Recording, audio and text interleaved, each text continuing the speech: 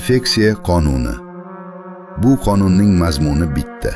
Kayfiyat va fikrlash ham virus kabi yuqadi.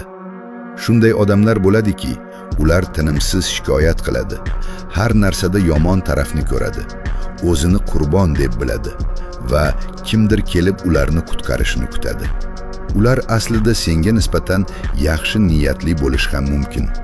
Lekin yonida yursang, asta-sekin energiyangni, motivatsiyangni, fokusni yo'qota boshlaysan. Sen o'ylashing mumkin, men yordam beraman, qo'llab-quvvatlayman, tortib chiqaraman. Lekin amalda teskarisi bo'ladi. Ular seni o'z holatiga tortib ketadi. Startapda esa bitta infeksiya, shubha, nolish, qo'rquv butun jamoaning tezligini pasaytiradi. Muhimi, bu kibr emas.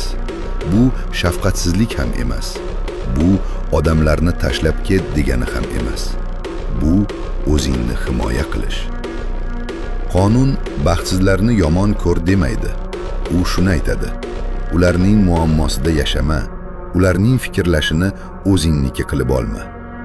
Yaxshisi, startapda yoningda shundaylar bo'lsin. Muammo emas, yechim qidiradigan, bahona emas, javobgarlik oladigan, vahima emas, tinchlik va ishonch tarqatadigan, qanday qilamiz deb oldinga yuradigan.